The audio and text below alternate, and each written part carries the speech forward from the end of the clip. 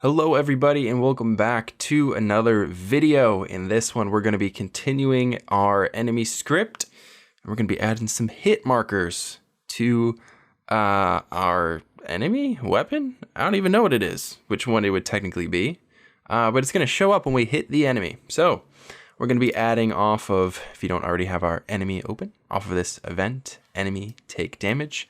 Instead of these silly print strings, we're going to actually do some cool stuff. All right, so let's start out by going into our UI folder and we're going to make a new widget and we can just call this hit markers. Now, if you have downloaded the project files for this class, which you should have, we're going to use them here. So let's go underneath icons and we will have a hit marker. This is for our mini map, which we haven't created yet. This is for our sniper rifle. Let's just go ahead and just drag and drop all three of them. You can feel free to create another folder called textures, but I'm just going to place them all in UI. Now, these will show up looking pretty dang goofy. So a way we can fix that is if we open this up and if we go down here to texture group, we set this to be UI. You can see it now fixes that. Doesn't actually really change anything about it. It just makes the little thumbnail not look like straight garbage. So fun facts all around. There is a way to mass do all of those all at the same time, but we're not that professional here. Okay, so let's, with these assets in here, let's go ahead and go on our hit marker widget, and we'll do some cool things. Now, unlike before, we actually want this to be of a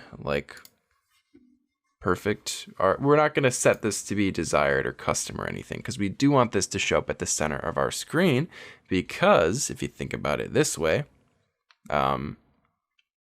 well, the hit marker should always be at the center of our screen because our bullets are shooting out of the center of the screen. So we don't need to really do anything super crazy with that. All right. So let's go ahead and add an image to our canvas panel and we'll just call this hit marker. We can center this or anchor it to the center. Say position X0, position Y0, and we need to align it 0.5 and 0.5 in the X and the Y. Let's go ahead and also hit size to content. Now we can slot in our hit marker thingy, and it is ginormous. So you can set this to be whatever value you want. I'm gonna pick 60 by 60. So we'll do it like that, and that should be good. So there's our little hit marker. I made this in Photoshop. It's not the greatest, but it gets the job done. Now what we're gonna do is we are going to want to, oh, it already is a variable. Okay, well, Unreal jumping the gun on me there. We're gonna create a couple animations. We wanna create two of them. We wanna make one for when we get a normal hit and one for when we get a kill hit, because we're fancy. All right, so let's create one, call it normal hit, like that. And the only thing that we're gonna screw with here is our transform settings. So if you scroll on down to render transform, and we're gonna wanna do scale, let's just click on this keyframe in the scale. It'll open down this drop down menu and we have our scale settings right here. So default, let's make this 0 by 0. All right, then at 0.25, so relatively quickly, let's add 2 keyframes and make it 0.7 of its size. Not the full size. Okay, you know what? Actually, let's just make it the full size. All right, then at 0.75, let's set these keyframes again. So just hit these 2 buttons again so that it's still at that same size for that amount of time. And then at 1 second, finally, let's just do this. Add 2 keyframes and set it to be 0. And then 0 again. So now if we play back this animation, it'll just do that. Then so it comes up and then zoops right on back down like that. All beautiful like. Okay, now let's create another animation and call this Death Hit. For death hit, it's going to be very similar. So we're going to grab the scale yet again. Default, or not default, but at 0 seconds, make it 0.25. I'm going to make this one a little bit bigger, so maybe like 1.2 by 1.2. Set that again at 0.75 seconds, and then at 1 second, set it back to be 0. So now it's the same exact thing, just a little bit bigger. And the other thing that we want to change is we want to make sure this is red. So we can do this by going on the hit marker and then going on color and opacity. And we can honestly just hit any one of these. I'm just going to hit R. And the only thing that we need to do is set all these values to be 0. So it should, I mean, A is the opacity, so keep that at 1. But you want G and B to be set to 0. And we can just drag this out the whole time. Or I might be able to get rid of that one actually, so that it's just set to be red. There you go. So now it's red. So yeah, just on the R, make that 1, and then default these should be set to be 0. And that's only on the death hit. So if we go back to the normal hit, it is white, and death hit, it is a little bit bigger, and our colors no work. Okay, well now the game hates me.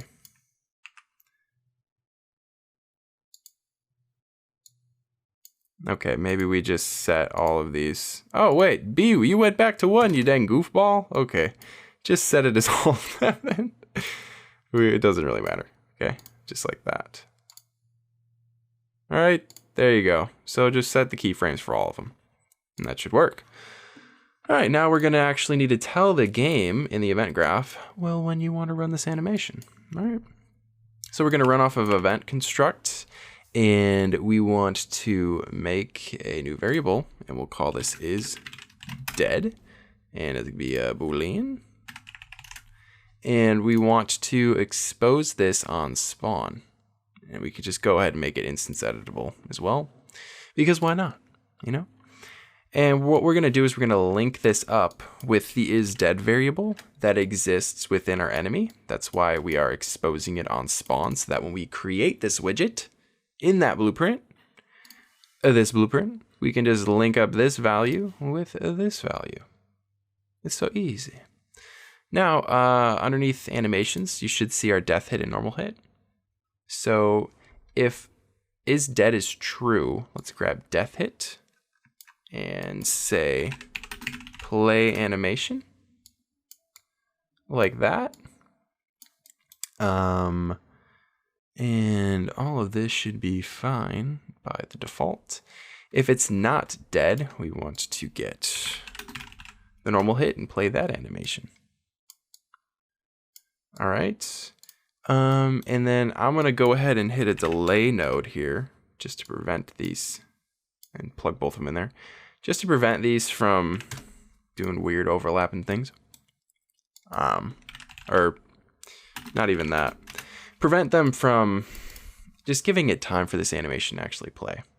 One thing that you can do is you can get the end time of these and plug that into a delay. I do that sometimes, but for the sake of this, 1 second, it works just fine. So that's all we need to do. We can actually close out of our hit markers now and be back in our enemy. Okay. So there's a few different things that we want to do. We don't have our damage numbers created just yet. So we're going to need to do a couple of different things out of here. Yeah, I'm going to keep those print strings for now. All right. And just put this true and just say I'm dead. So we won't have one for the false. All right. Then out of here, we want to say is valid. And we'll plug something in here in a second, and we'll plug the false straight in here. These things will just get added to later with our damage numbers.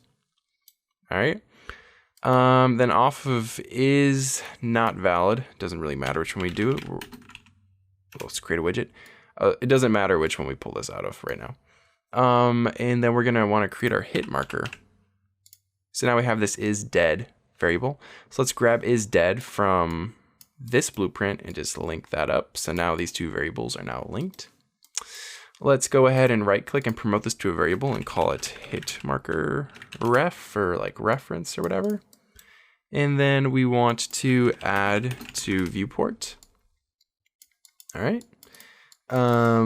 Cool. Now that we have this hit marker reference, let's plug this into our input object like that. Off of is valid, we probably can't do it like that. Grab a hit marker reference and say remove from parent, and then plug that in off of is valid, such as this, and then move that back onto the chain. So the reason that this little part exists, so it's going to be asking you to like create the hit marker widget essentially, right? And your bullets are going to be shooting pretty fast, especially with like the auto rifle. So it'll be telling the game with every hit to create a new hit marker, but the game will get a little bit confused because it'll be like you're trying to create a widget before it's been removed from the screen. You're just creating it without ever removing it. So it'll get confused. It'll give you just like some warnings or whatever. So this node in here pretty much says like, okay, if the hit marker is already on the screen, then remove it and then create a new one.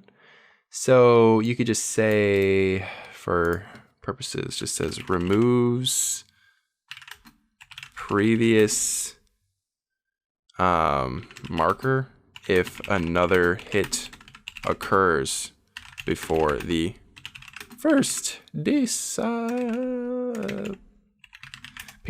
I don't know. Hopefully that makes sense. It's just like, it's stopping the game from creating like 2 hit markers at once. It's removing one of them. It'll happen so quickly you won't even notice it, but yeah, it's a thing. So this might now work as it is, even though there's parts of the script missing. So let's go over here and let's shoot, and there we go. So notice we don't get hit markers if we hit nothing, but if we hit our guy, we're getting our hit marker to show up. And if you notice, we should kill him soon. There we go, there was the red one, it said I'm dead. All right, and now they shouldn't show up anymore. They don't. So this will be apparent on the auto rifle. So the whole like removing from parent thing. You can kind of see how like it didn't create like 4,000 of them on the screen at the same exact time. It is really quick to see, or very difficult to see, I guess, right? There you go, there's hit markers. Or like something like the shotgun's gonna hit him with like all these different spreads at once. So it only shows up with 1 hit marker instead of 8. Like that. All right, so all that stuff should be working. If your bullets aren't doing any damage, just make sure you go into the class and go to weapon stats and make sure you actually have damage slotted in for their easy thing to miss. So yeah, cool. That's hit markers. Next video, we're gonna do damage numbers and get rid of those ugly print strings and make this look freaking awesome, okay? So I will see ya there. Thank you for watching.